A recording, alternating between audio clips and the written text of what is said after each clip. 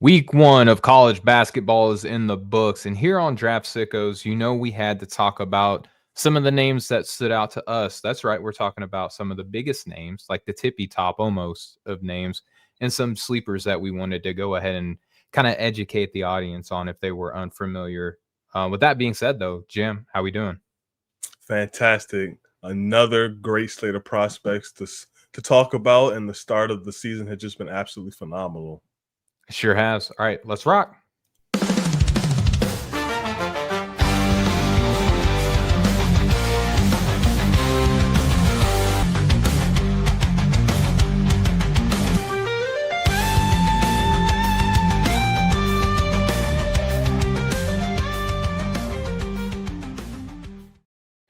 What's up, y'all? We are live here on the No Ceilings NBA Draft Show here on the No Ceilings NBA YouTube channel. We will also be on your podcast player of choice. I'm Stephen Gillaspie, joined by my co-host Jam Boozer Hines. Jam, how we doing, man? Doing great. Excited to get everything started. I can't believe the season is finally here, and like we're in full swing with basketball, from college basketball, the NBA, obviously men's and women's college basketball, G League's getting started. So this is our time. It sure is, man. It's been a fun first week. Over on the No Ceilings YouTube channel, if you're watching there, while we got you, hit the like button, hit the subscribe button. Our channel is growing at a good pace. We wanted to kind of keep it that way. And you guys who are our audience have done a great job. We started doing these like after some of the big games. We did some reaction shows. I've done a few. Metcalf joined me for one. Corey did his reaction from his in-house experience of St. John's versus Alabama. We debuted the night shift last night. A lot of new stuff that we're looking to bring to the YouTube front that we really hope y'all are enjoying. So if you have been enjoying that, please subscribe and hit the like button. It's free to you and it helps us out tremendously. But with that being said, Jam, I've had a fun weekend. We'll kind of catch up a little bit. As you can see, if you're watching live, I have a brand new Brett the Hitman Hart zip up hoodie that I saw online, and I asked my wife, "Hey, can I get this?" And she said yes. So as soon as she said that, I hit the purchase button. It came in just in time for the night shift. So it's a lot of pink. It's new for me, but I like it, man. It's comfortable. It fits well. I'm a big fan of it. And then I have a little bit of an eye condition, and I'm terrible about wearing my glasses today. I received word that I need to be trying to wear them a little bit more. So I have been. And my Yeah. son, my youngest son, who has autism, but he's a funny little dude. He saw me. He's like, "Daddy, who are you?" I was like, "I'm Dad." He's like, "Are you a grandpa?" I was like, "Ouch, son." Yeah. So I had a fun weekend. Rapidly So aging with the glasses. yeah, it was the Matt Damon, or Yep, the who yep. is it? Yeah, the Matt Damon rapidly aging. So Jam, how about you? How was your weekend, bro? It was great. I mean, it started with really Friday, get into the weekend, get a chance to go and catch Georgetown versus Maryland. Really fun game. And then today, Sunday, as we were recording early today, went and caught Penn and American, another really phenomenal game, close game with some really fun standouts. So basketball, like we talked about, is in full of swing. Like we are enthralled in it, and just excited this can be. Dude, it's been so much fun to just kind of keep up with the games, who's doing what. We've each had prospects that we feel like we just need to see what they look like in a college setting before we felt comfortable. A couple of those prospects we're going to be talking about tonight. A few of them we're going to say for a future episode. But Jam, it really kicked off from the first major game, that being the Florida game where they played Yeah. against Arizona. A lot of people had different expectations on who was going to do what. Well, Koa Peat stood out. I mean, he was one of the best performances in Arizona debut history. He finished with 30.7 rebounds, 5 assists, three steals, 1 block, 11 of 18 from the floor, 8 of 12 from the free throw line. Now, I know that the 3-point shot is going to be a big point of conversation moving forward, but let's just kind of Yeah. put a pin in that, Jam. What did you think of that game? Because you and I haven't had a much of a chance to talk about it. Man, dominant, as you already went through the stat line. And for it not from just to be dominant, it came when he's up against opening night, the defending national championships, with a ton of size in that front court.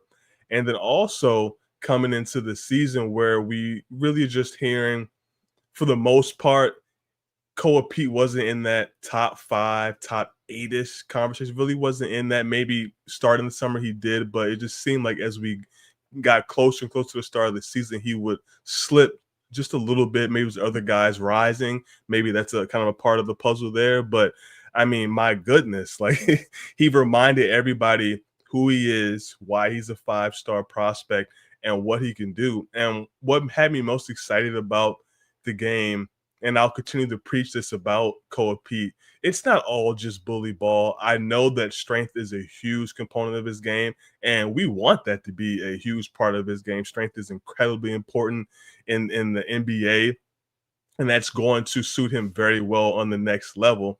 But, of course, we do not want him to completely rely upon his strength, and that's not something that I felt like that he did in this game. Yes, he used his strength to get to the spots as he should, but he really got to the mid-range and in that mid-post area really effectively. So many times he got there looking for the turnaround jumper.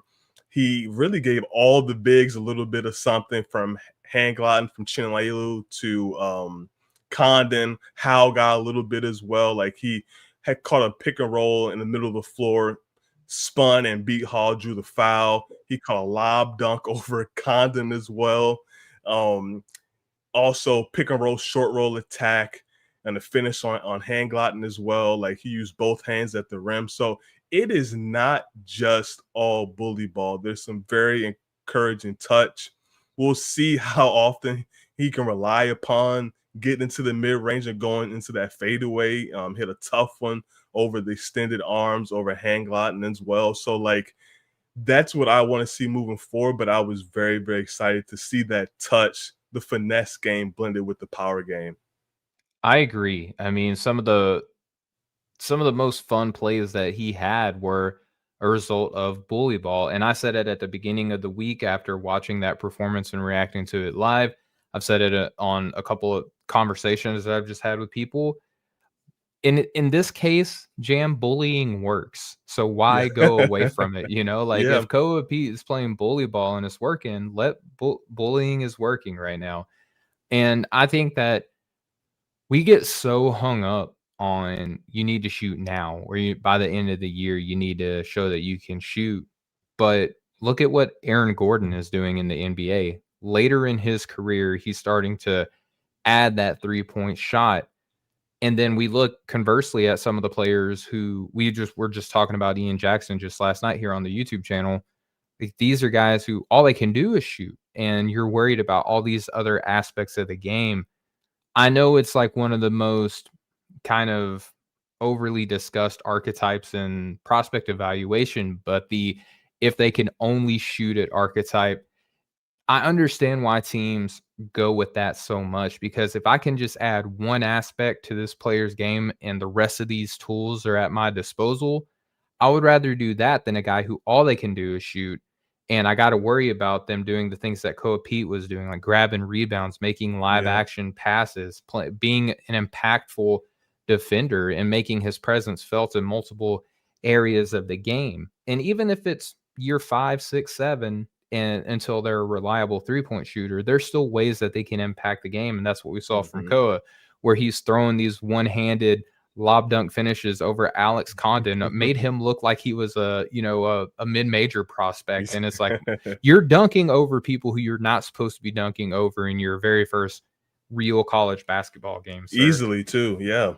Yeah, I mean, he cleared them. But that was in the second half. The first half was much more nuanced, a lot more cerebral approach from Koa Pete, where he is working his way to the mid-range game, and he's rising up, and he has such a high release point that it was essentially unblockable for the entire contest. So he's not really relying upon having clean looks to be effective on offense, though, Jam. He's problem solving, and he's working hard to get a high percentage looks. Yeah, he definitely is. And a part of that problem solving and then kind of taking a little bit of step forward in utilization, I really want to see him continue to be worked in that short role, have him be able to make decisions, whether it's drop offs, lob passes to on the dunker spot, driving kicks, those type of things, or what we've been able to see from him throughout his history, get to the mid ranges we've talked about, hit that short pull up jumper there, be able to play off of that. Then that opens up shot fakes. Then he can use the power, there's spin, there's footwork, a lot of different things that he can do in that short roll area. So that's what I'm excited to see them continue to utilize him in. Let's talk about the playmaking aspect of his game, because you and I, we talked about him when we did our freshman breakdown preview pieces over on No Ceilings. That was a multi-part series. We talked about a good number of prospects who we felt were going to come in and be impactful right off the jump. Koa Peat was a player who I described as like a stationary passer. I kind of trust him to be more back to the basket, have the actions happen around him, and let him find, players on the move. But he showed a little bit more kind of versatility as a passer, some more live action passes in that game. How do you feel like the playmaking either has deferred or has kind of made you feel confident in your assessment of him coming into the season? It's very encouraging, and in the fact that Arizona was going to let him make decisions in different type of situations. That is a short role, like we talked about. He's pushing the break, or if he's going to orchestrate the offense as well too. So I'm liking the opportunities he's had to be able to grow his playmaking, to be able to experiment. And then even if it's something that, like, if he's not this guy, you're going to give the ball and be able to play out a pick and roll too, which is something I know that we both and all are really hoping for, just being able to, for him to be able to continue to show that type of versatility. I'm just really looking for him to be a connective passer at the end of the day. Like, if it's anything more than that, that's gravy and it's wonderful. But if he can be a connective passer, keep the ball moving, swing passes, skips, those type of things, make good decisions in transition, because he's a guy that obviously thrives in transition with his physical profile, his athleticism, the strength. Those are more the type of things that I'm looking for. I think that that's all fair. And then, Jam, I don't know how much of the game against Utah Tech that you saw. I made it a point to watch as much of Mhm. it as I could. I'm not going to sit here and tell you that I watched whistle to whistle, but I watched a lot of the game in between other games, trying to consume all at once and then going back on Synergy and kind of catching up that way. Yeah. But he had 18 points, 3 boards, 3 assists. He was 6 of 7 from the field, was 6 of 8 from the free throw line, drew 5 fouls, and again, did not attempt a three. The one play that I want to just kind of like dive in on from this game in particular that I think is going to be something that we have to pay attention to moving forward. And again, I know we touched on it at the top, but is the three. He didn't attempt a three, and there was one play where he dribbled up the floor, and this is against Utah Tech. Okay, so this is not against like a blue-blooded school with a Hall of Fame head coach or anything like that. No Yeah. disrespect to Utah Tech. They're the school that they are. Okay. Um, Koa Pete dribbled up the floor, or I'm sorry, he ran up the floor, caught a pass at the top of the key, up faked, and the defense did nothing. And then he drove in on them and went for a shot. Now, again, that's on Utah Tech. So if they are doing this to him, I would expect that this is going to be kind of the defensive approach that other teams are going to have when they go against Koa Pete. And again, this is not a death nail or anything like that. But if we're being honest in our evaluations, that's something that we kind of have to take note of. I don't know how you feel about that.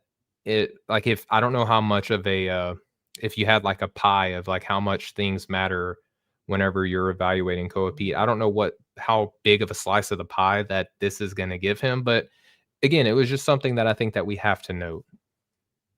Yeah, it certainly is. I'm so glad you brought that up, because the 3-point shooting is going to be a point of discussion for him all season long, and probably, most of his career. As you've already mentioned, it could be year 3, 4, where he's really shooting threes consistently. With him, if it's going to be you're hesitant to shoot from three, that's going to be an issue. Just because the spacing and everything, and what that's going to do to the rest of the team. I'm In the hoping position that he plays, right? exactly. Do you think, all right, over or under 25 total threes taken? Honestly, I'm going to go 20, over or under 20, because he's not looking to shoot. I know it's 2 games, it's early, we get it. But, Yep. especially in Utah Tech where I guess it can work both ways. Like, I could take a couple more threes as Utah He Tech, was 6 although to that 7 to first be fair. yeah, he Yeah. was, and it's like Yeah. everything else is just working, like, I'm can out-physical, out-athlete guys there and do what he does, but you would hope in those type of games you may want to take a couple more threes, but what the situation is, like, do you think it's going to be over under 23s that he takes in total this year? If you were to say 25, I'd easily say under, but 20 is an Okay. interesting Yeah, mark. that's why 20 is let me an go down a interesting little mark. more. That was you would be a good bookie because like that is a good number. I know. That's tough. That's a tough one. This is bad podcasting. I'll say No, it's under. good. I'm just Yeah. gonna say under because I don't think that he's gonna go if he's not going for them, and like you mentioned, I think that was a fantastic point that you just brought up too, Jam, where it's like if he's not even experimenting in these games where Arizona is blowing out these other opponents, like get the shot up, like get that feeling. And even though it's not the most blue-blooded school that you're gonna go up against, it's still a D1 school. Get those shots up and start feeling what it feels like to shoot that in some sort of D1 competition. That Yeah. way, when you might be faced with having to put up a shot like that with something on the line, you're not doing that for the first time. You know what I mean? So I'm going to say under because if he didn't even attempt one against this team, I don't know when he's going to feel the need to have to do one, Jam. Yeah, I'm with you. I think it's going to be under. We'll see how it goes. Maybe it's going to be something where we get like mid-season and he's just gradually just getting a little bit more comfortable. And I know for us evaluators, we want to try to make everything as clean as possible, Yeah. have as big a sample size as we possibly can. But it looks very much the case that, and we always say the name of the game is projecting. Of course, you can Hmm. evaluate guys, you could be right on the scout and what they do and this and that, but at the end of the day you have to project. And I think that's kind of really what separates scouts and evaluators. And we can have that conversation another day, I won't get too deep into Yeah. that, but it's going to be a projection with his shooting. If he's not going to shoot a lot, and we're going to look for different touch indicators. And I love what he's done in the mid-range early and kind of historically too. I think that's going to be huge for him. I do buy him being a reliable open shooter. So far, ask me again when we get to the end of the year. But right now, I do like a lot of the touch that we've seen historically, and especially the start. And I just see him being a guy that can, if you see the corner just open, pick and pop and movement, that's a different story. But if he can knock down some open catch and shoot threes, I think that'll do wonders. And he has the ability to eventually do that. I think that's well said. Some other things, yeah, I did scout some of the Utah Tech game.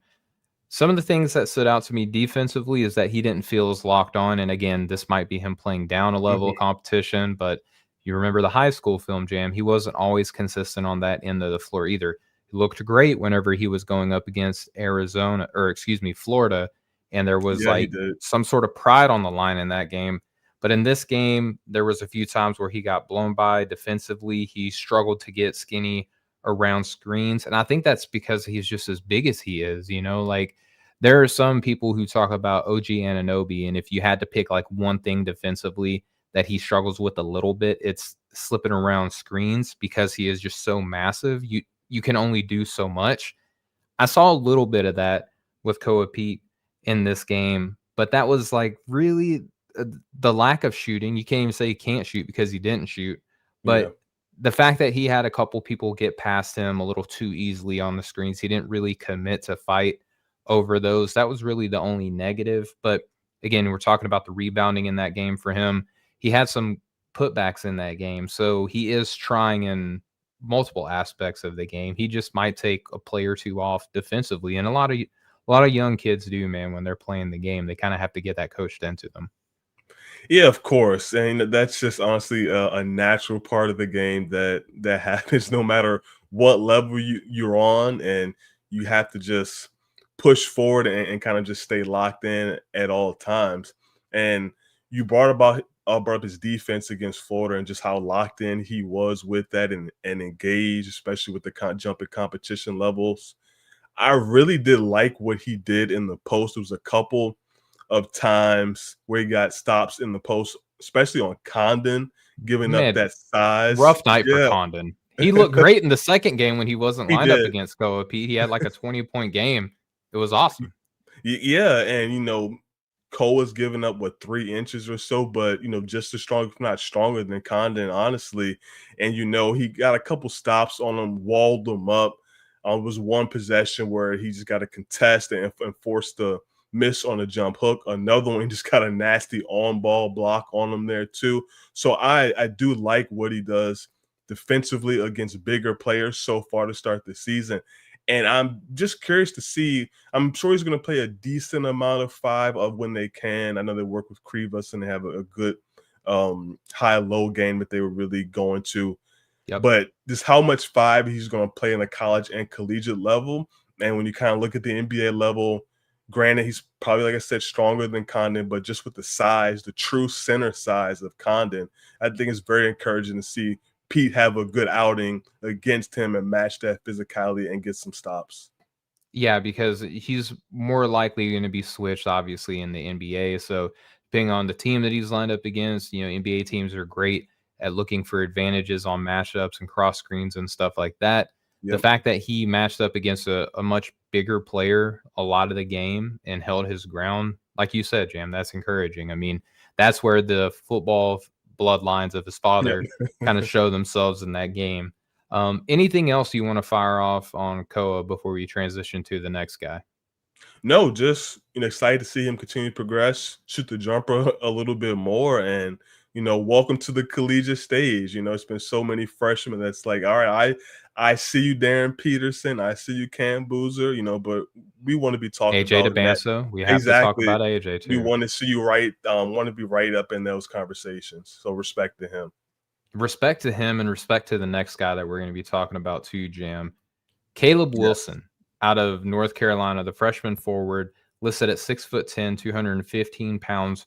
Kind of sneaky old freshman, will be 20 years old on draft night. That matters to a lot of people. I know for a lot of Not us at to No me, I'll say Ceilings. that. Yeah, I know a lot of Yeah. us at No Ceilings, we get the idea that like if you're 18 as opposed to 20, like technically speaking, you can play longer and your age curve and this and this and this.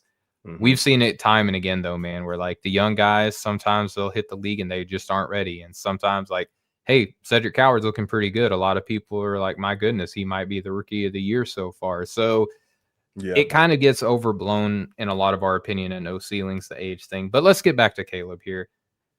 Dude, I was so blown away. And I came into the season, Jam, I don't know about you. I came into the season as a little bit more skeptical on Caleb as some of the other folks here at No Ceilings. I was talking about Metcalf with this just the other night, and he was very high on Caleb. And I got the physical portion of him. I get the length, I get the size, I get the defensive versatility.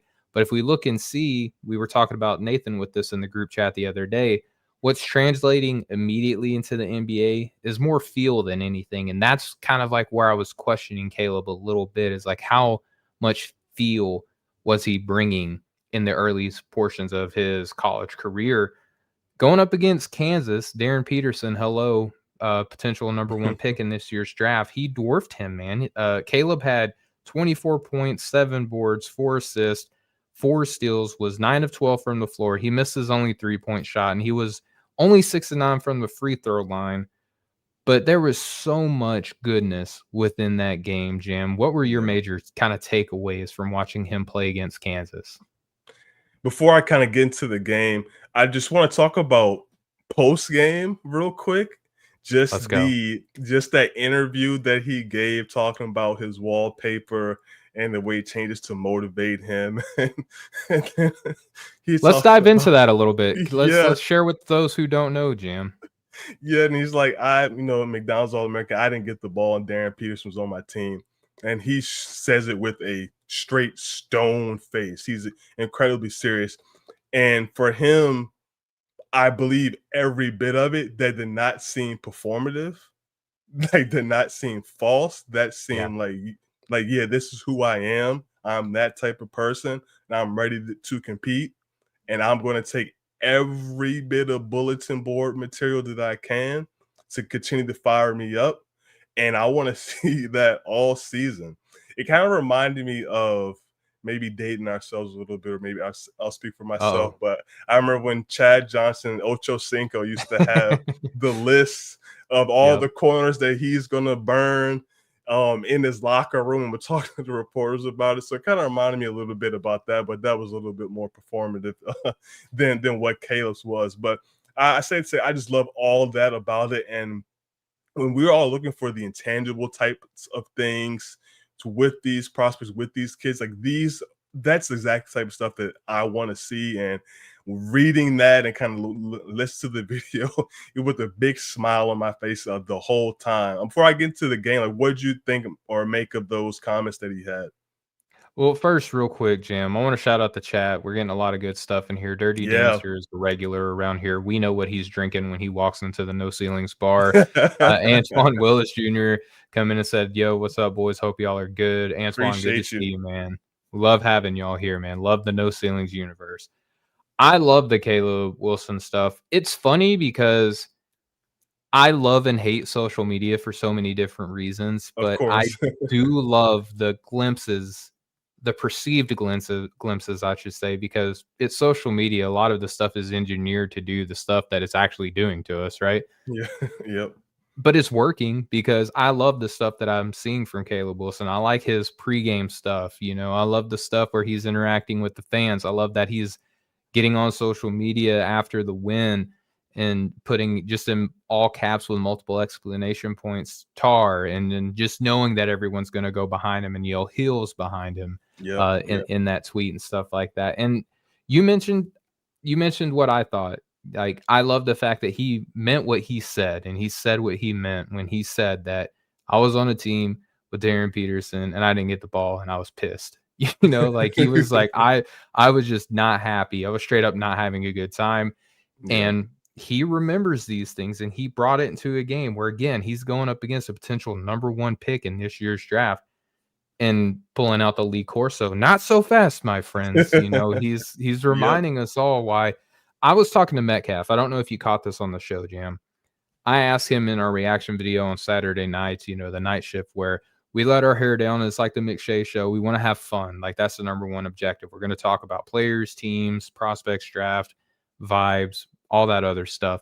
I Mm-hmm. asked him, does Caleb Wilson have a chance to upset the apple cart with the top 3?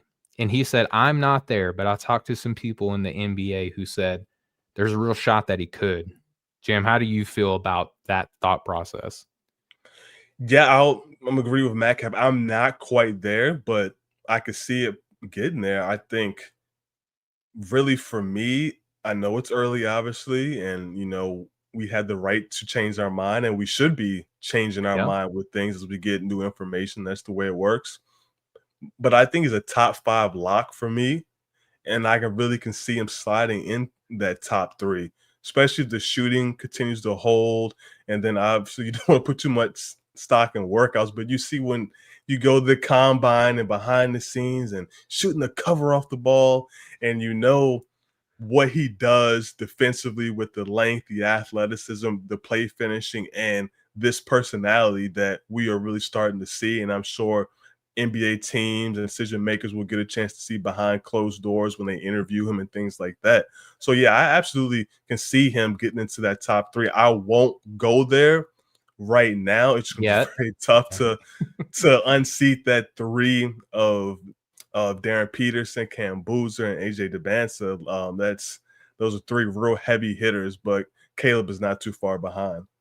I'm not going to put you in the torture chamber yet and ask you which one of the top 3 do you feel like he would squeeze out if someone did have to get squeezed. We could table don't that do one. that. Yeah, don't do that. we got it. I thought you were going to say you're going to put me in the torture rack like Lex Luger. That'll be a little worse. Yeah. Shout out to Lex Luger. It looks like he's doing a lot better in this stage in his life. That DDP yoga is really helping him out. Yes. I need to get on some DDP yoga. We But all all right, do. Can let's we get a DDP yoga sponsor there, man? he's a basketball fan. I'm gonna get distracted. Yeah.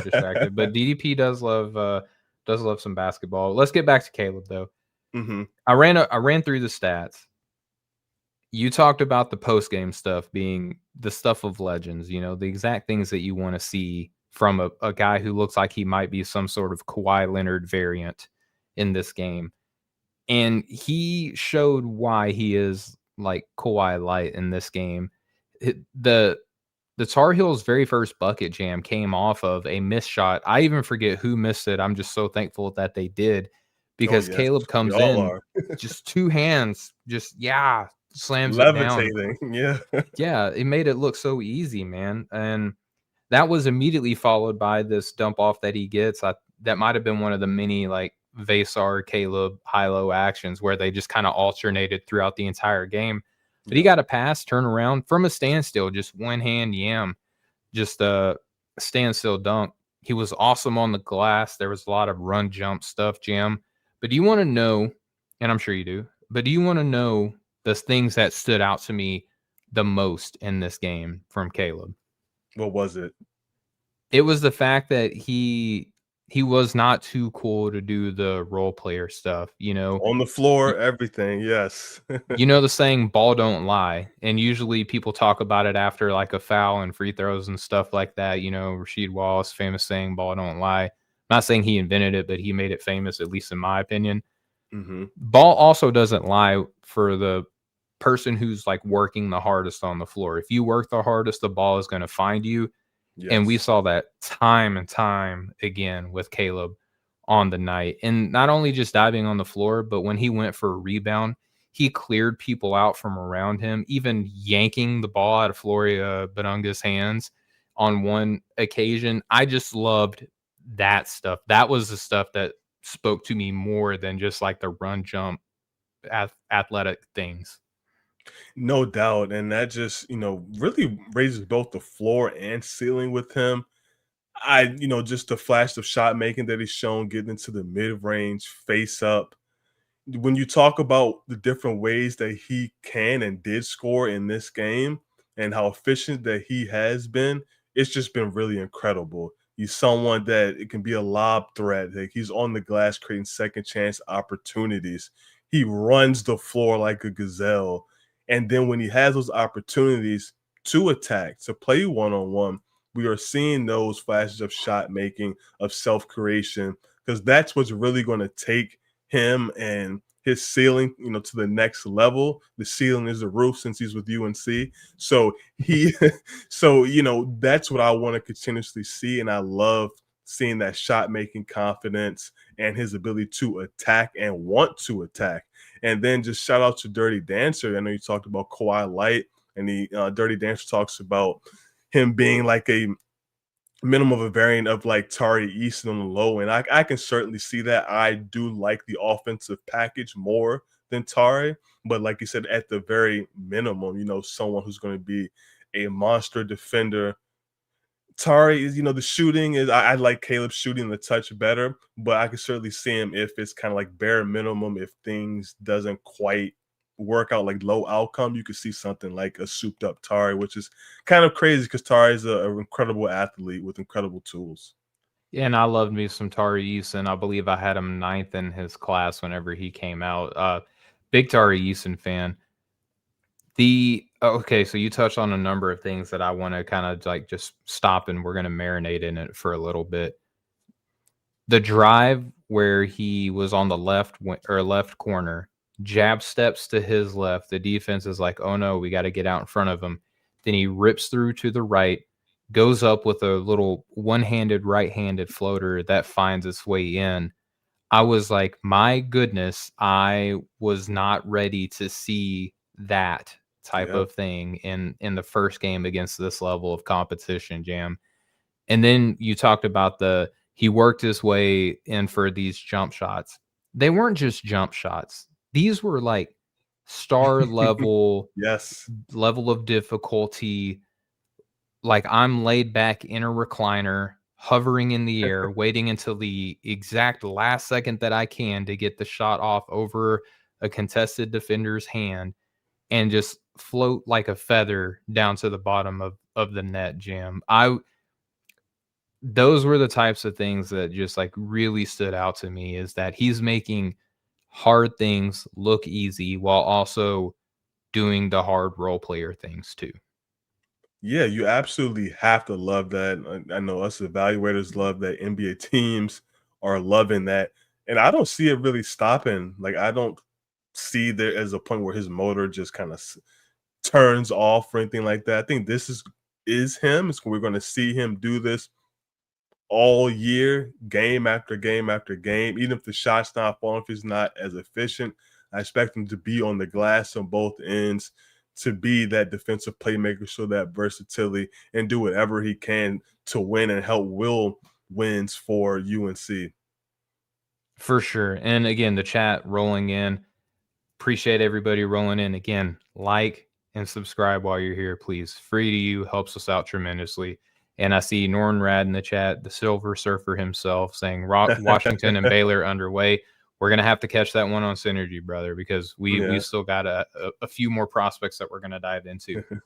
Jam defensively, Caleb. We're talking about the Kawhi Leonard variant that he is, the Tari Eason variant that he is. What did you see defensively that makes him like a two-way potential star in the NBA? Think it's a combination of the physical tools and just that downright effort. Like, I want to defend, I want to compete. And those are like two of the major things. And when you have tools like how he does, at 6'10", 215 pounds, long, agile, explosive vertically, around recovery skills, like, it's just so many tools that he has to be able to switch out defending space, to be a help blocker. I really want to see him, just moving forward, how they continuously utilize him. Like, I know we talked about before, heading into this game, to see if he'd be utilized on Darren. That's not how they utilize him, which is fine, other than things where, you can get a chance to be matched up in switches and stuff. But it wasn't like, hey, on ball, this is your assignment, which I get. They have Seth Trimble there, obviously, so one of the best defenders in the country. So, Yep. Of course, you're going to go ahead and go that route. But I do want to see what it does look like for him on ball. And he's going to have so many different tests with different guys. You talk about in the ACC, obviously be matched up with Cam, but I also want to see what it looks like against other guards and wings. And hopefully Hubert allows us to see a little bit of that, but maybe that's just not in the cards. Maybe that's just not where he's best utilized at. Do you like him on the ball, off the ball, or what do you kind of make of his defense overall and in this game too? I think what really helped him is that we talked about this so many times, is Kansas is just not equipped with the requisite amount of talent around Darren Peterson to allow him to be the type of playmaker that many of us think that he can be, if that makes sense. Like, when you take Darren Peterson out of the equation, Kansas falls apart quick, fast, and in a hurry. And there's just no one else on the team that can really do much at his size. I love Bryson Tiller. Everybody knows this. He fouled out of the game early. He was incredible for the amount of time that he was in there, at least offensively. Defensively, there's some things that he has to get better at, because I feel like he's playing a new position. Like, he's exclusively kind of like being a stretch big, which has not been his role really, like, ever. At least in meaningful basketball.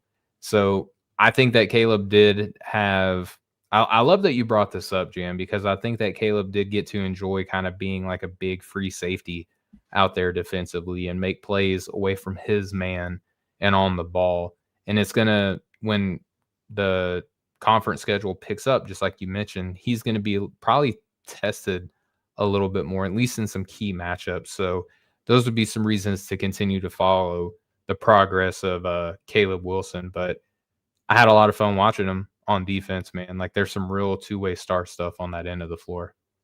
Yeah, there really is. And just a comment about the top of the class. I'm really loving the two-way upside, like legitimate two-way upside of the guys at the top of the class. So you talk about Darren, who has monster defensive ability and tools I there. love this point that you're making. Yeah. Keep going. Same thing with AJ. I don't got to tell you, you've already said can be the best defender in this class. Obviously, what we talked about Caleb as well. I still very much like Nate Amon as a defender too. Maybe not the on ball type of guy as we talked about, the previous top three.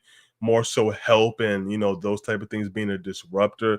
Cam Tunde, if Boozer. Yeah. Cam, obviously. So there's a lot of guys at the top of the class with some very very interesting two-way upside, but especially at the very tippity top of this class. And if you are a GM, president of basketball operations owner, if you are in that top 3, 4 in this class, you're going to be ecstatic about what the face of the franchise is going to look like on both ends of the floor for you. Yeah, I tweeted out as much. I said, even if you have the 4th pick in this year's draft, you're still pretty freaking happy. Like this Yeah. class, Jam, you brought up a great question. It was cited on the Tyler show when they were on Hmm. the Hmm. No Ceilings YouTube, where they were saying how many all-stars over under 8. I know it's a It's lot, but it's a lot, but yeah. it's not breaking the record by saying that 8 or 9 from this class could be all-stars, even a couple one-offs. So Hmm. I don't know, man. Like, I think everyone's good so far.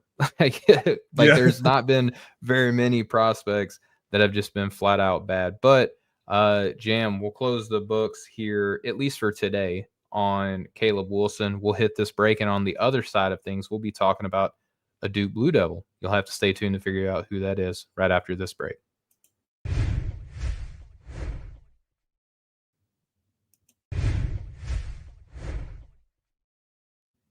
All right, we are back here on the No Ceilings NBA Draft Show, here live on the No Ceilings NBA YouTube channel and your podcast player of choice, where we just got done talking about the big performances of Koa Peat and Caleb Wilson.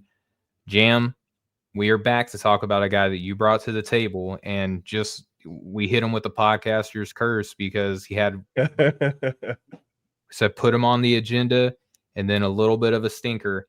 But obviously, it's just going to be a flash in the pan because the level of competition, the history just of this player, we know that he's going to bounce back. That being Isaiah Evans, the sophomore wing out of Duke, 6'6", 180 pounds, will be around 20 years old. Again, we talked about how Caleb Wilson, a little bit old as a freshman. Isaiah Evans is going to be roughly the same age, even though he's going to have 1 year of college experience over him. Where do you want to take this one? Do you want to talk? Do you want to get the bad out of the way first, or do you want to talk about how he just torched? Who was it? Texas in their first. Texas start. Let's get the bad out of the way because I think there was actually some good in the bad, which is always great. Okay, take it away, brother. Yeah, so the Western Carolina game, big Duke blowout, 95-54. He didn't play his best game. 7 points, 1 of 8 from the field, 0 of 5 from 3. Had a ton of good looks that just didn't fall. The majority of them were on target. And the box score obviously didn't show a great game from him. But what I did love about the game, and this is what you want to see from prospects in their so quote unquote bad games, he did pull down 6 rebounds, 3 of them on the offensive end, and 3 stocks as well too. So you see that he is contributing on the glass when his shot is not falling. Most of the times when guys, not saying this specifically for him, but for just anyone who's offensive style of player, when you are shooting well and you're hitting shots, then you feel good about the rest of your game. All right, I'm gonna get on the glass. I'm gonna make some plays on defense because it's feeling great on offense. Everything is going, but that was not the case for him. So for him still to be able to get on the glass, create extra chance opportunities to continue to compete defensively, which he did last year, especially the second half of last year, with deflections on the ball, off the ball, playing passing lanes, just using his length and effort. Yes, he is wiry. I don't imagine that he's going to get really too much bigger. That's just He looks kind of. bigger than 180, though, in my Oh opinion. yeah, he definitely does. But I don't see he's never going to be this hulking type of guy. So he's going to be type of functional strength. So that's what I'm looking for from him. But just in that Western Carolina game, in the midst of a blowout, he did not shoot the ball well, but did a lot of other things well. And that's what we want to see from him, those ancillary skills when he is not scoring, when the shot isn't falling. So I was overall encouraged by the game. I agree on all accounts of your assessment of what he looked like in that game. The only thing that I want to add, and we can go back to the heater that he had against Texas. I love the fact that even though that he was missing from deep, there were several possessions where he was attacking the basket and drawing fouls. He did get to the free throw Yes. line 5 Yes. times, and for a guy is not who is mainly thought of as a shooter, he is already being more aggressive in the fact that as soon as he's touching the ball on the perimeter, he's not just immediately chunking the ball up this season, Jam. Being he's being more mindful of all the options that he has available to him, and he looks a lot more aggressive attacking the rim. Yeah, excellent point. And to tie that to the Texas game, we saw more of that as well from him in the Texas game. He obviously closed out the game with a nice curl into a big one-hand dunk. It was about 30 seconds left, in that game as well. It was a play earlier in that game.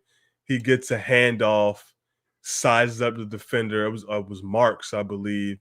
Yeah. Crossover, then attacks, draws the foul. So love to see him continuously do that. And just his screen navigation continues to improve. It continues to be fun to watch because he's able to just run around screens, whether it's going to curl, if it's flare, just get himself set and just fire some audacious shots. Like I just found myself cracking up laughing on one play against against Dalen Swain. So there was a couple sessions before or early in the game where he hits just a deep three, catch and shoot three over Dalen Swain that rolls in, and Dalen's just kind of like, all right, it happens. Yeah. So then a couple possessions later, he he has one where he just drains a movement three over Swain, and Swain is just right there, hands up, contested right over him. And Swain takes like 5 steps down the court and he's hands up, straight up, as to be just like, Coach, I'm right here. What do you want me to do? And so I just started dying. Like, that's the type of shooter and shot maker that he is. You can play perfect defense, you can be crowding his space, you can be taller than him. It does not matter. Like, he's that type of shooter, that type of shot maker with that type of audacious confidence. And that's one of the reasons I love Isaiah Evans and what he brings to Duke and what he could bring to the NBA floor. For sure. And in that game against Texas, he had 23 points, 1 assist, 1 rebound. He was 7 of 13 from the floor, 4 of 8 from deep, and 5 of 6 from the free throw line. Jam, if I were to tell you that our boy Isaiah Evans was averaging 5 trips to the free throw line a game coming into the season on top of what we already know that he's doing well, you would be pretty encouraged by that, right? Oh, no doubt. Sign me up. Sign me up every time. Easy day. And you know the thing about the Texas game that stood out to me the most, and you could kind of tell that like I'm a sort of an old head, I guess that's where we're at. I think we might be called unks by some people, Jam. But the thing that I love most about watching him play, and this kind of tied into the point that I made earlier with Caleb, is that he's making threes and he's making these difficult shots, but he looked like that was business as usual. But there was a Yep. play earlier in the game, it was in the first half, where he's guarding his man, the ball's at the top of the key. He denies a pass going from the top of the key to his man on the wing, and he tips it out of bounds. And that's when he decides to beat his chest and like hype Yep. himself up. I loved watching that. Same here. Yeah. And on the floor in that game, on the floor in the Western Carolina game as well, too. And Duke over the past few years, I'm obviously under Coach K too, but under Shire too, they really want to emphasize defense. That's kind of been what the core of the team has been over the past few years. And even though they have been efficient offensively too. And for him to buy in over the past couple years with the tools that he does have and utilizing them, it's been phenomenal to see. And I think that's nothing but an encouraging sign for him on the NBA level. So those are the great things. And again, in the chat, man, I love y'all. Antoine Willis says, "Old heads, you guys don't look a day over 30." I'm going on 36, Jam. I believe you're in that same neighborhood too, correct? Yeah, and I mean, even when like according to this generation, man, like you're an unk at 26, 27. It's crazy out here. Yeah, your grandpa. Like, my son called me a grandpa because I was wearing glasses today. That's what I opened the show with. So those are the good things. Obviously, no prospect is perfect, and part of our jobs as evaluators is to see like where's the next logical step in their development. And I think that Isaiah is hitting it because he's attacking the Yeah. rim more. But now that we have that Jam, I just want to see him be a little bit more active on the glass. That's what I said. But then that's what I said after the first game. Then he follows it up in the second game. Again, He lower heard you. competition. Yeah, he did. Sometimes the prospects, they listen, man, and I move them up my board when they do. I said that after the first game. Second game, he had 6 rebounds. So he's kind of checking all the boxes, man. Like, what's your areas of concerns with Isaiah? Really, there's like you said, he's checking. It's not really too many. It's just continue to show those ancillary skills to be competitive defensively. We aren't expecting you to go shut down guys. Just work within the system. Be competitive. Hit the glass like he's been doing. I would like to see him take another step as a decision maker. It's not Mm. like we need to see him run pick and rolls. It'd be great if he can be a guy that runs second side pick and rolls and those type of things. But just continue to use his shooting gravity, draw closeouts, make the correct play from there. And, once he's utilizing off ball screens, when he's curling and just kind of navigating those things to be able to make the appropriate play, whether it's a lob or, getting all the way to the basket for finishes, which he did in both of those games, just running around screens, curling them and getting to the rim as well, too. So just being a better decision maker. And because a lot of times when you are running off of curls, you have the action where you can get the quick lob and make a decision there too. So I want to be able to see him be able to master those type of things and those actions. I know they are a little bit are kind of set reads for the most part, but you do have to obviously read the defenders to see if you're going to go all the way to the rim or if you're going to lob or kick it out. But do want to see him continue to make those type of reads and actions that he's going to be deployed in on the NBA level. I love it. Great breakdown, my brother. All right, so what we're going to do next, Jam, is we're going to hit this break. Then on the other side of things, we're going to do what our bread has been buttered on historically here with the Draft Sicko Show. We're going to bring you some unheralded, lesser known prospects on the other side of this break that you need to add to your watch list if you haven't already. Stay tuned and we'll hit you with those names.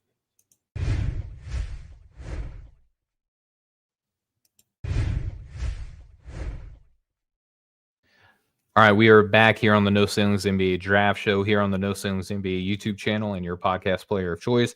Jam, we've broke down 3 players today. We just got done talking about Isaiah Evans, Koa Peat, and Caleb Wilson. Some of the more well-known kind of names that people were expecting to have to monitor coming into the season. Now we're going to do what makes us special here in the draft space, Jam. We're going to hit people with some names that, I'll be honest, I wasn't necessarily expecting to do very many good things. I've heard of the names before, but Yeah. didn't watch a lot and didn't have really any expectations for.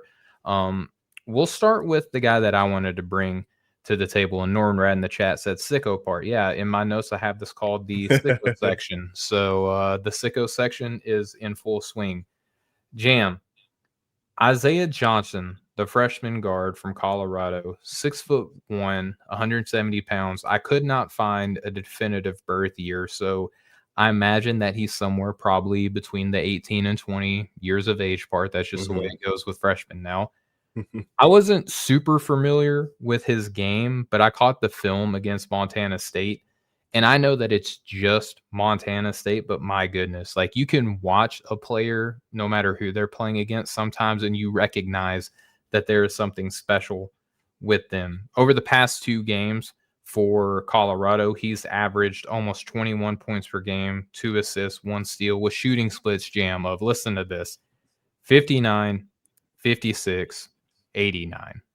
That's crazy stuff, man. Have you had a chance to watch very much of Isaiah Johnson? Yeah, I watched the Montana game, and I know that when you suggested him, I saw just kind of box score watching with the way he was performing. So I was excited to dive into the film and see what you were saying. Yeah, so some interesting things about him. His father, I forget his name. I didn't write it down in my notes, but it's Chris available on Johnson. Yeah, Chris Chris Johnson. Johnson. Yep. So his dad is a famous NBA trainer and has worked with the likes of LeBron James, Dwayne Wade, and Tyrese Maxey. Those are like the kind of three headliner names. Some pretty people might be familiar with those names, right, Jam? And watching him play, he plays like the type of player that you would expect to kind of like see if you knew that pedigree, you would expect to see Yes. some of the things that Yes. he does. Like watching him handle the ball, there's some like subtle same hand moves that he can do, like very dexterous things that he can do with the ball. Makes it look like he's playing with a yo-yo, if I could be a little hyperbolic and people entertain me. There's just little subtleties with his handle that really stand out to me, and those allow him to get in hit these most advantageous spots where he can either hit a step back or he can do like a little side step, lean away from the defender and convert the shot. I was just so impressed by how dynamic of a scorer he's already showing to be in the early going, despite being one of these lesser known freshman prospects. Yeah, definitely. And just kind of add on what you're saying, still over the background, as you mentioned, excuse me, his father, Chris Johnson, NBA trainer, also played Division I basketball at Texas A&M Kingsville. His mom also college basketball player that played at University of Texas Grand Valley. So come from a basketball background, good genes. And for those who may be more familiar with Nick Kaminia, he was a teammate of Nick Kaminia on the Puma circuit with BTI as well, too. Just give a little more background for him. And I love that you have brought up the fact that he is someone when you watch him, it's like, all right, like he has an advanced kind of the feel and handle and he's poised. It's like, yeah, he has to be working with someone, right? Like it's not just coaches, like he has an advanced skill trainer, and lo and behold, it's his dad. So it's just funny that like when you watch someone, you can kind of tell, you assume that most people are working with skills trainers, but like you really can see it with him. And especially for a smaller guard like him, that's incredibly important. And I've been very impressed just with all the total package that he's shown, but especially the scoring efficiency to be Mhm. 6 feet, 6'1". He's just at 6'1". I'm just gonna kind of assume that he's 6 feet, just the way that he looks Gotta like there sneak on that the inch floor. in there, Yeah, and then most times when you are listing 6'1" on a media guide or team program page, when you get 6'1", like, and you're usually exaggerating, you're probably a little shorter than that. But to see how efficient that he has been so far, we'll see how it goes once he gets to conference play and just stiffer competition, what the efficiency looks like. I don't expect for him to be shooting, nearly 59% from the field, obviously, but just want to see him maintain some efficiency, to see what it looks like against the rim, against athleticism. He's shown he's a lefty. He's been able to show his ability to use both hands at the rim as well too. So I want to see what that looks like once you get to these more athletic teams with more size, and kind of these giant killers, these giant beaters that he has in the lane. Are you concerned about, I would imagine that you are, but I don't want to assume, but just being a smaller guard, there's not a lot of room for error. I like the shooting stroke. Like I said, lefty stroke, easy motion, can do stuff off of some motion as well too. But to be a sub 6'2", sometimes 6'3" guard, but really 6'2" guard in the NBA, like it's very, very tough. Like, you have to be elite at at a lot of things, but specifically really shooting, playmaking, and if you aren't going to be a monster defender, like you got to be a pest defensively. So those, I guess, in a way, for me to say, those are kind of the things I'm looking for him going forward as well too. Yeah, I'm intrigued with him. I think, I have him in my top 60 now because he's young. He's got the DNA, he's got the training. Hmm. I believe I read somewhere or saw someone mention that he's a Dwayne Wade's godson. So that has to mean something, in terms of how good he's going to be as a basketball player. But it's one thing that if you're small and you play small, he doesn't play small to me. At least, again, I know these aren't the Yeah. the Goliaths of college basketball, but he's got to the paint. He's finished through contact. You mentioned how ambidextrous he is with the way that he can finish in the paint. He's got the 3-point shot in these two games. He's averaged 1 steal across both of them, so he's giving you a little bit of playmaking. You're obviously not going to draft a guy like Isaiah Johnson because he's a defensive world beater, but he Hmm. gives you so much offensively, off and away from, or off and on the ball. I just, if, and again, with talking with, several people that have NBA ties, and they're talking to people within the NBA, and they're saying, hey, the two things that they're asking about guards now are, can you pick up full court, which I believe that Isaiah can, and can you handle pressure? I believe that Isaiah can. So as long as he is giving you effort on the defensive end, he's a good shooter from deep. He's got a tight handle. I will say the one aspect of his game that I want to see him improve on would be the playmaking stuff, but Hmm. it Hmm. looks like Colorado is asking him to just go out there and get buckets, and what guard doesn't want to do that? You know Yeah. what I mean? So Yeah. I would want to see him round out the passing aspect of his game, but the assists that he logs, they look good. They're not like just schemed passes where I'm just stringing the ball along the perimeter and getting an assist that way. He can advance the ball up the court. Yeah, he certainly can. And it's early. We've beat this conversation about the competition level several Caveat, caveat, times. Yeah. caveat. Yep. Yeah, but it's a very good start. You would rather have him doing this than averaging 5 points against these two teams. But I want to see him just take this momentum, keep riding it. And I'm open to being wrong about projecting him on the next level. For me, it's just very tough because I like philosophically, I like to play with size. I want to make Sure. sure that there's size and length plus length. I do think he has a plus wingspan. It looks like it. Does he have long arms? He So it's a looks positive. lengthy. Yeah. Yeah. So just at every position.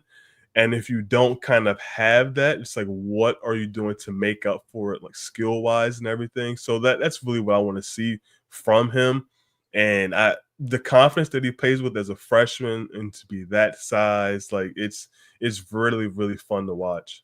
It sure is. And Antoine Willis in the chat says, how do you guys feel about Mika playing in the ABA, or feel about him in general? I'm not gonna lie, Antoine, I haven't watched a whole heck of a lot of them this year. The film last season and coming into the summer, I was just kind of lukewarm on him, but I don't have anything that I can give you right now that's changed from my last evaluation of him. Jam, are you kind of in the same boat? Yeah, I'm definitely in the same boat. Like a lot of the tools, I can't. What is his nickname that they call him? Is it something Jesus or what? I forget. I don't know. I Yeah, haven't I haven't done anything with him since the summer, so I'm yeah, just I kind of can't. like out on him. Yeah, I can't quite get that high with them on that one, but I do like the tools. Want to see just a more well-rounded skill set and kind of what that looks like. But shout out for him to go play overseas, get that experience. He talked about wanting to do that, being that environment Slim from a Jesus. yeah, Slim. That's what. Yeah, from a um from a just a growth perspective on and off the court, being able to be a teenager and go play overseas in a ABA grown is no man's joke league. either. Yeah, so I do like the path that he is showing, and if I'm not mistaken, the way everything's going, he can come back and play at college if he really wants to. So I don't think there's anything wrong with the route that he's going, and he hasn't closed off any options. Have game, will travel. I mean, that's it, Hmm. right? So, all right, speaking of having game and traveling, we are going to move over from Colorado to Wake Forest, where Jam, you wanted to talk about Juke Harris, the sophomore. Yeah. I'll call him a wing forward, 6'7", 200 pounds. No birth year found on my part either. Jam, before I turn it over to you, I will say that I had a few people ask me about Juke Harris in the offseason, and you know, how we always prioritize film and we say, you know, one of these people that we're going to get to, Norm Brad in the chat said 6'7". I'm doing the thing. I'm with the stuff, guys. With the stuff. I'm with the stuff. All right. But I've been asked about Juke Harris, and I kind of put him in the I'll get to it later bucket. And I wish I would have Yeah. got to him whenever I had next time when I have more than one person ask me about a player. I'm just going to watch him no matter what.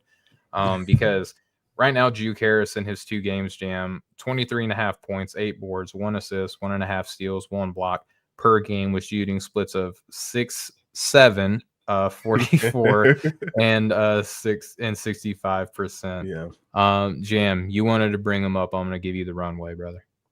Yeah, Juke Harris off to a very good start, in this most recent game. Career high 29 points, 3 of 5 from 3 stocks. And then also the first game of the season against American. Slow first half, but turned it on in the second, mostly as a play finisher. And what I really do like about Juke is the combination of size, athleticism, and shot making upside.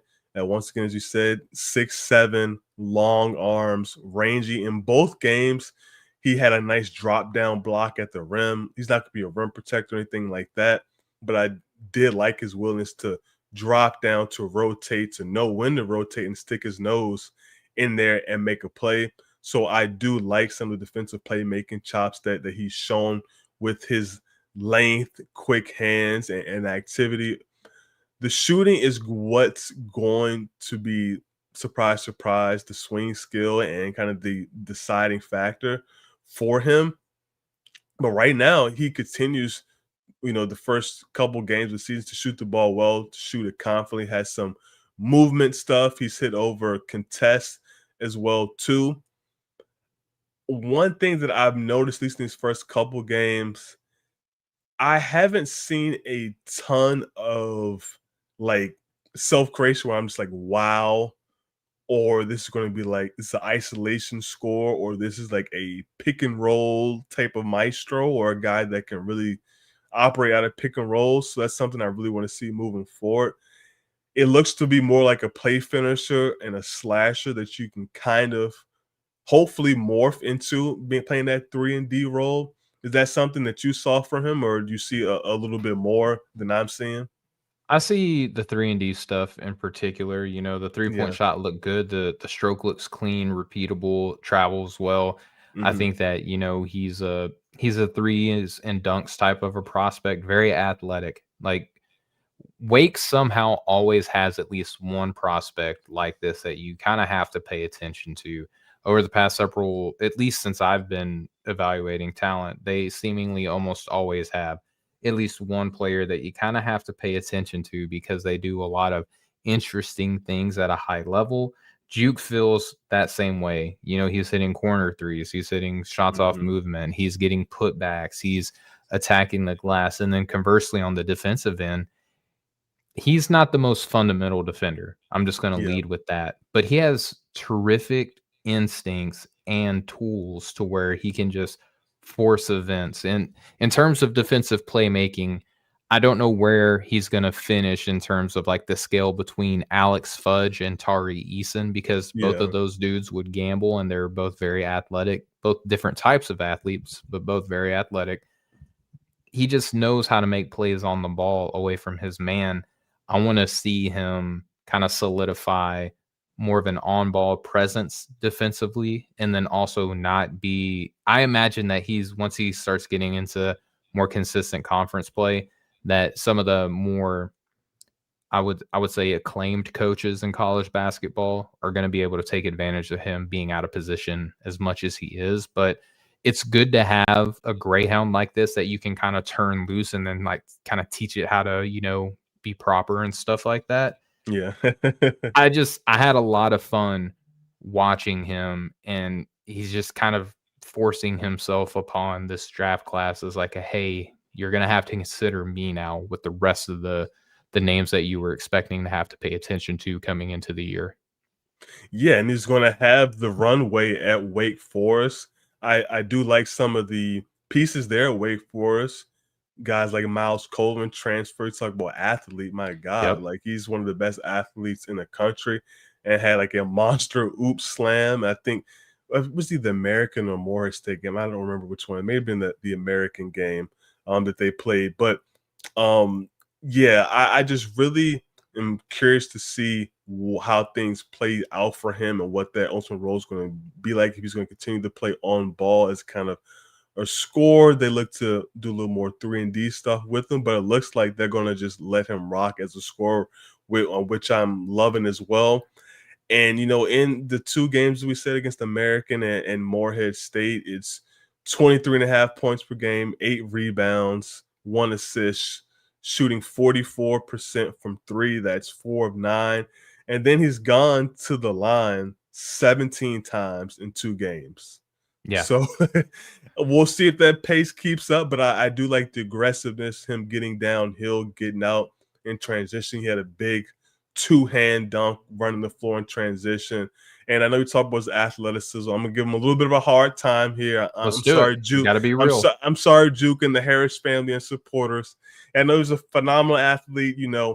He made a great steal on one play against Morehead State, fast break, and then get just hung on the rim with the 1-hand dunk. I know it's probably surprising for him too, but you got to get that back. We need to see something fancy next time on the break for me to make up for that. But other than that, there's no real complaints or worries about his athleticism or anything like that.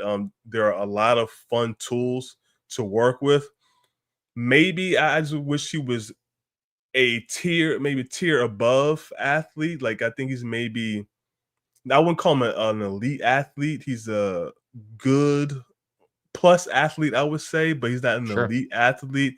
If there was another athletic level that he had, I do think he would probably get a little bit more of attention if he was a Miles Colvin type of athlete, just that super Maybe get a explosive little bit more, athlete. a little bit more strong, a little bit more strength to the base. That way he can kind of explode a little bit more. Exactly. And I just want to see what exactly is that NBA skill going to be. Is the shooting going to hold? And then the way I always like to look at it, and I'm sure so many of us do, is when the coach is looking on that bench to see who he can bring in on the game and put on the floor, what can they rely upon you to do? What can they rely upon Juke Harris to do? And the hope it is to be a defender, to knock down shots, and to be a play finisher as a wing. So he's has to kind of clean those things up, make sure he's excelling at all those things. And as I mentioned, to kind of start things with him, he's going to have every opportunity with Wake Forest to do that. I wholeheartedly agree. All right, Jam, man, that is going to wrap it up. We broke down 5 players here on the show tonight. I had a really good time just watching basketball this whole week. It always feels Yes. good to, at the end of the week, close it off talking to you, brother, and being able to break down Likewise. the big names, the sicko names. This is the season finally is feeling like it's here now that we're talking about Yes. sicko prospects. And Nornrad in the chat said, "Good times, guys." We really appreciate everyone in the No Ceilings universe for hanging out. Again, Yeah. like and subscribe, please. It's free to you. It helps us out tremendously. Before we get out of here, and Antoine, appreciate your brother. Have a good time, man. Before we get out of here, we're gonna plug our future work. Jam, I know we both have a lot of things kind of going on. What do you have going on behind the scenes for No Ceilings? Well, right now I just wrote about a Caden Lewis, so check that out on the site as well. He had a not the debut game that we all want to expect from, but there was a lot of good against BYU. So I wrote about that and his overall upside. He's a guy that I've seen for several years prior to him coming to Villanova. So getting a chance to see him here at Stilwell Friends in my area. So check that out. And then right now I'm working on, or probably be for No Ceiling Plus subscribers, but just some live notes from the 3 games that I've been to in this opening week. So I'm looking forward to get those thoughts on paper and getting it out. Man, Or I people guess it's not paper anymore technically, but I'm an old school and I go to games, I write my notes in a notebook paper wise, but rather get them on the screen and out. I bring a notebook with me too, man. We are just a couple of unks. A couple things I want to do real quick. This upcoming week has a fun slate of games. Tuesday is going to be a jam-packed game where they're going to have Wake Forest with the aforementioned Juke Harris is going to be playing Michigan, Florida Big State game. against Florida, Florida State against Florida. Leger Jones and Robert McRae, the fifth on Florida State, are worth monitoring in that game, and Yes. everyone knows who's on Florida. Kentucky, Louisville, a historic rivalry. A lot of future NBA players on both of those teams. Texas Tech at Illinois, Creighton at Gonzaga. Wednesday, St. Joseph versus Virginia Tech. Neo Abdalas might be a Luka Doncic 2.0 jam. Another reason to be excited in this class. They're playing Wednesday. Thursday is Purdue versus Alabama. That'll be fun. Friday is a big game. I won't be able to watch these games live as I will be at the Overtime Elite. Yeah, I'm already prepping for follow-on years, looking at some top 100 Love it. prospects and some follow-on classes. So I will be watching some big names. But on Friday, we're going to have Xavier at Iowa. We're going to have Providence at Colorado. And then we're going to have Arizona at UCLA. And then Saturday, Maryland at Marquette, Butler at SMU, and then UConn at BYU. So a very fun slate of games coming up this week. As for myself, over at NoCeilingsNBA.com, Monday, I'm dropping my sleeper prospects of the week piece that I'm going to look to make a recurring kind of a column that's going to keep coming out. It's probably going to shift over to the right from Monday. It'll probably, I think we're looking at Saturdays because that's how much work we're pumping out over at NoCeilingsNBA.com. They're making me work on the weekends now. And then on Thursday, I got a piece coming out about John Blackwell, who has looked pretty good so far, Jim. A guy that I really liked. But you told me I need to really watch him, and I'm going to do that. I'm looking forward to potentially changing my mind about Blackwell. I know you're a big fan. There's a lot of guards. I wrote about that in the offseason too, that the guards are going to dictate the quality of this class. And it's really kind of bearing its fruit in that regard, Jam. But for us at No Ceilings, for my awesome co-host, Jam Boozer Hines, for myself and the rest of the No Ceilings crew, we're going to catch up with y'all next time. Same bat time, same back channel. And we'll be talking about the players that stood out to us in week 2 here on the channel. So until then, we'll catch up with y'all next time. Much love, y'all.